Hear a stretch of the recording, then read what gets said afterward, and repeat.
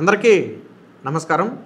ఇటీవల పల్నాడు జిల్లా రెంటచింతలకు చెందినటువంటి వైసీపీ యువజన విభాగానికి చెందినటువంటి కార్యదర్శిగా ఉన్నటువంటి చెన్నారెడ్డి దారుణ హత్యకు గురయ్యాడు. మన అందరికీ తెలిసిందే. వాస్తవానికి దీన్ని కూటమి మీద, అక్కడి స్థానిక ఎమ్మెల్యే మీద నెట్టే ప్రయత్నం వైసీపీ చాలా తీవ్ర స్థాయిలో చేసింది. వాళ్ళ సోషల్ మీడియాలో కూడా యాక్టివ్గా ఉన్నాడనే ఉద్దేశంతోనే చేయించారని చెప్పి వైసీపీ సోషల్ మీడియాలో కూడా ప్రచారం చేసుకున్నారు. అంటే అక్కడ స్థానికంగా ఎమ్మెల్యేనే ఈ హత్యలు చేయించాడు అన్నట్టుగా దీన్ని ప్రచారం చేశారు. వాస్తవానికి ఇదంతా కూడా ఒక డ్రామానే అనేది నిన్న బయటపడింది. ఎందుకంటే ఎవరైతే ఈ మృతుడు చెన్నారెడ్డి తండ్రి భాస్కర్ రెడ్డి ఉన్నాడో ఆయన జగన్మోహన్ రెడ్డితో ఫోన్ కాల్ మాట్లాడాడు. సో ఆ ఫోన్ కాల్ కూడా స్పీకర్లో పెట్టి మాట్లాడాడు. మీడియా ప్రతినిధులు, జనం అందరూ ఉన్నారు.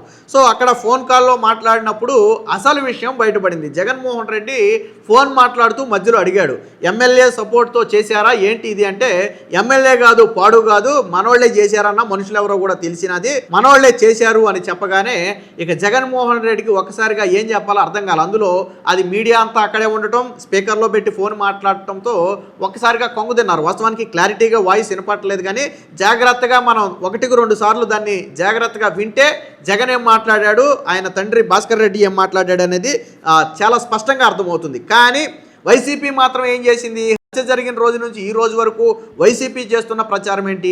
అటు కూటమికి, టీడీపీకి అంటగట్టే ప్రయత్నం, వాళ్ళ ఎమ్మెల్యేకి అంటగట్టే ప్రయత్నం, మరో పక్క రాష్ట్రంలో శాంతి భద్రత లేవు. వాస్తవానికి సొంత మామే, ఈ మృతుడి సొంత మామే ఏమని విమర్శించాడు? పిన్నెల్లి సోదరుల వర్గపోరే దీనికి దారి తీసింది. అంటే పిన్నెల్లి సోదరులు ఒక వర్గం, లేకపోతే ఇంకొకరు ఒక వర్గం, మొత్తానికి ఏదో వాళ్ళ వర్గపోరే ఈరోజు నా అల్లుడు ఇలాగ అవటానికి కారణమైందని చెప్పి సొంత మామే విమర్శించినటువంటి పరిస్థితి.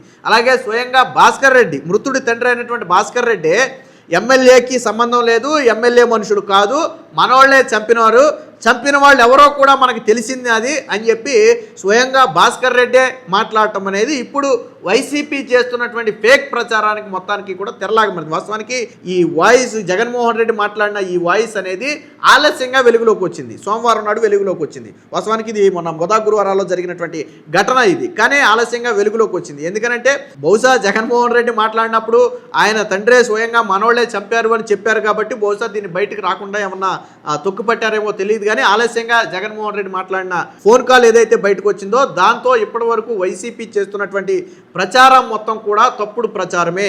వర్గపోరు, వైసీపీలో ఉన్నటువంటి వర్గపోరే ఈరోజు చెన్నారెడ్డి మృతికి ప్రధాన కారణం తప్ప దీంట్లో ఎటువంటి రాజకీయాలు లేవు, ఎటువంటి ప్రత్యర్థి పార్టీల పాత్ర లేదనేది స్పష్టంగా అర్థమవుతుంది. దీంతో గత 3 రోజుల నుంచి కూటమి ప్రభుత్వం మీద నెట్టే ప్రయత్నం చేసినటువంటి ఈ ప్రయత్నాలన్నీ కూడా నిన్న ఈ ఒక్క ఫోన్ కాల్ బయటికి రావడంతో మొత్తం కూడా పటాపంచలైపోయి ఇప్పుడు వైసీపీ డిఫెన్స్లో పడినటువంటి పరిస్థితి. ఇప్పుడు జగన్మోహన్ రెడ్డి మాట్లాడిన ఫోన్ కాల్కు సంబంధించి ఎవరు కూడా వైసీపీ నేతలు సమాధానం చెప్పలేని పరిస్థితి ఏర్పడింది. స్వయంగా భాస్కర్ రెడ్డి తండ్రి నిందితులు ఎవరో కూడా తెలిసని చెప్పాడు. చంపిన వాళ్ళు ఎవరో కూడా బయటపడినది మనోళ్లే చంపారు, ఎమ్మెల్యే కాదు, పాడు కాదు అని చెప్పి జగన్మోహన్ రెడ్డి అడిగిన మాటే ఎమ్మెల్యే సపోర్ట్ తీసుకుని చంపారా అని.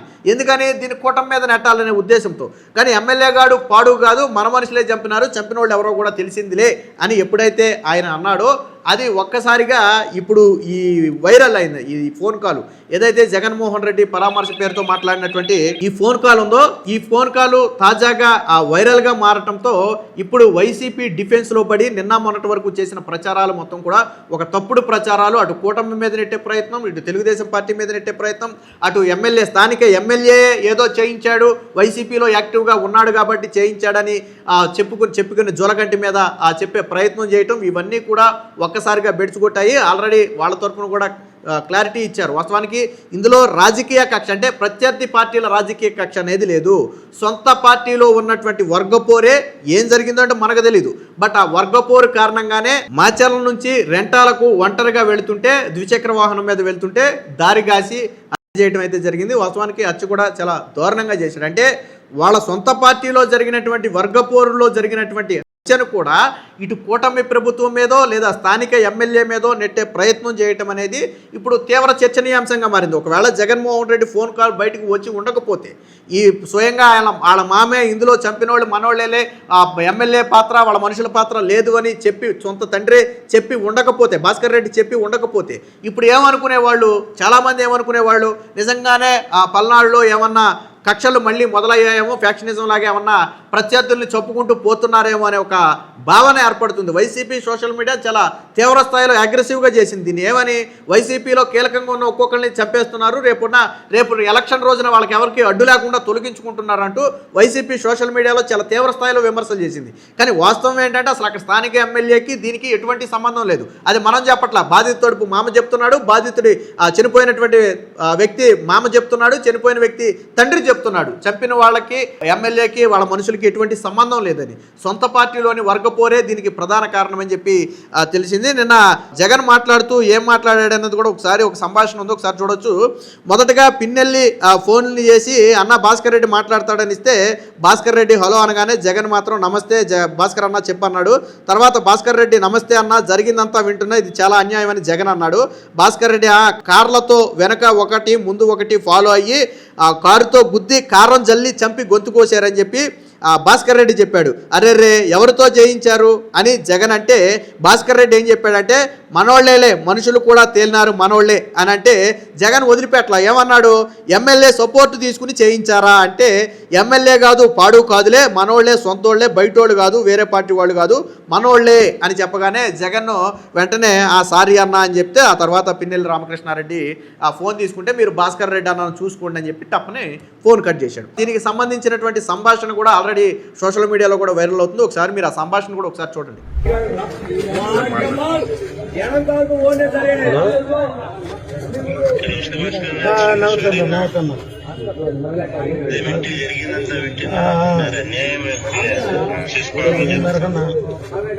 కారు వెనకోటి మీద ఒకటి పోలయ్యి కారుతో గుద్ది కారం వెళ్ళదు పడగానే గొంతుకాయ పోసా.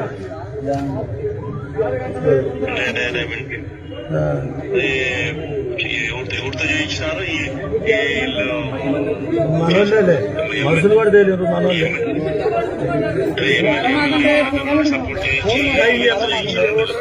ఎమ్మెల్యే కాదు పడలే, అందరం పడి తిరుగుతుంటారు వాళ్ళు. మనోళ్ళే, సొంతోళ్ళే, దొరకోళ్ళే కాదు, మళ్ళీ వేరే పార్టీ కాదు, మనోళ్ళే.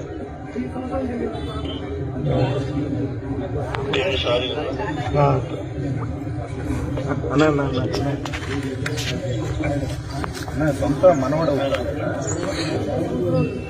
భాస్కర్ వాళ్ళ అన్న మనవడు.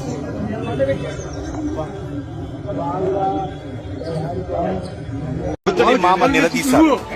సంబడానికి కారణం నువ్వు, సంబడానికి కారణం నువ్వు, సంబడానికి కారణం నువ్వు, వాళ్ళకి కలిగించింది నువ్వు.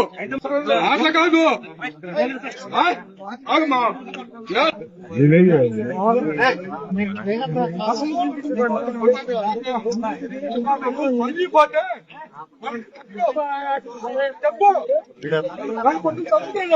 సో చూశారు కదా, అంటే మీకు పూర్తిగా క్లారిటీగా అర్థం కాకపోవచ్చు కానీ 1-2 సార్లు కొంచెం దగ్గర పెట్టుకుని వింటే చంపినోళ్ళు మనోళ్లే అన్నమాట మీకు చాలా క్లియర్గా అర్థమవుతుంది. ఎమ్మెల్యే మనుషులు సపోర్ట్ తీసుకున్నారా అని జగన్ అడగటం లేదు, మనోళ్లే చంపినారులే, చంపినోళ్ళు కూడా తేలినారులే అని చెప్పి భాస్కర్ రెడ్డి చెప్పడం, అది మాత్రం చాలా క్లియర్గానే అర్థమవుతుంది 1-2 సార్లు వింటే. అంటే వైసీపీ చేస్తున్నటువంటి రాజకీయం రాష్ట్రంలో శాంతి భద్రతలకు విఘాతం కలిగించాలనుకుంటున్నారా, లేదా పల్నాడులో వాస్తవానికి పిన్నెల్లి సోదరులు చేసినటువంటి అక్రమాలు ఏంటనేది మనం గత 5 ఏళ్లలో చూసాం. పిన్నెల్లి సోదరుల్ని ఆ ప్రాంతం నుంచి కూడా పోలీసులే వెలేయాల్సినటువంటి పరిస్థితి, కోర్టులు కూడా కొంతకాలం ఆ ప్రాంతం వైపు అడుగు పెట్టొద్దని చెప్పినటువంటి పరిస్థితి. ఆ పాల్వాయి గేటు వద్ద పిన్నెల్లి రామకృష్ణారెడ్డి రిగ్గింగ్ చేస్తుంటే అడ్డుకున్నాడని ఒక ఈవీఎం బద్దలు కొడితే ఆ అడ్డుకున్నటువంటి వ్యక్తి మీద దారుణంగా దాడి చేస్తే ఆ తర్వాత ఆ వ్యక్తి కూడా చనిపోయాడు అనుకుంటే అది వేరే విషయం.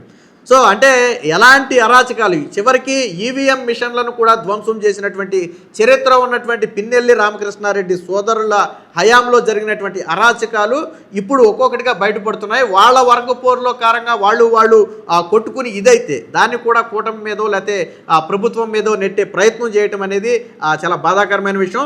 ఈ జగన్మోహన్ రెడ్డి వాయిస్ కాల్ ఎప్పుడైతే ఫోన్ కాల్కు సంబంధించినటువంటి ఆడియో బయటకు వచ్చిందో దాంతో ఒక్కసారిగా వైసీపీ డిఫెన్స్లో పడింది. ఇంతకాలం వీళ్ళు చేసినటువంటి ప్రచారం మొత్తం కూడా తప్పుడు ప్రచారమేనని చెప్పి తేలటంతో ఇప్పుడు వైసీపీ పార్టీ కూడా సైలెంట్ అయిపోయినటువంటి పరిస్థితి. బహుశా జగన్మోహన్ రెడ్డి అందుకే పరామర్శించలేదేమో, లేకపోతే ఈ వ్యక్తి పరామర్శకు వెళ్ళేవాడే, అందుకే బహుశా పరామర్శించలేదేమో. చంపినోళ్ళు మనోళ్ళే అని చెప్పడంతో ఇప్పుడు చంపినోళ్ళు మనోళ్ళే అన్న తర్వాత వెళితే మళ్ళీ ఇది ఎక్కడ తలకు చుట్టుకుంటుందని ఒక భయంతో జగన్మోహన్ రెడ్డి బహుశా పరామర్శకు కూడా వెళ్ళినట్టుగా లేడు. ఏదేమైనా మొత్తంగా వైసీపీ చేస్తున్నటువంటి విష ప్రచారాలకు నిన్న జగన్మోహన్ రెడ్డి ఫోన్ కాళ్ళు ఆడియో బయటికి రావడంతో ఒక్కసారిగా అనుమానాలన్నీ కూడా పటాపంచలయ్యాయి. సో మీరెలా చూస్తారు? సొంత పార్టీ వర్గపోరులో జరిగినటువంటి హత్యను కూటమికో లేదా అక్కడ స్థానిక ఎమ్మెల్యేకు అంటగట్టడాన్ని మీరు ఎలా చూస్తారు? అలాగే వీడియో ఎలా ఉందనేది కామెంట్ రూపంలో తెలియజేయండి.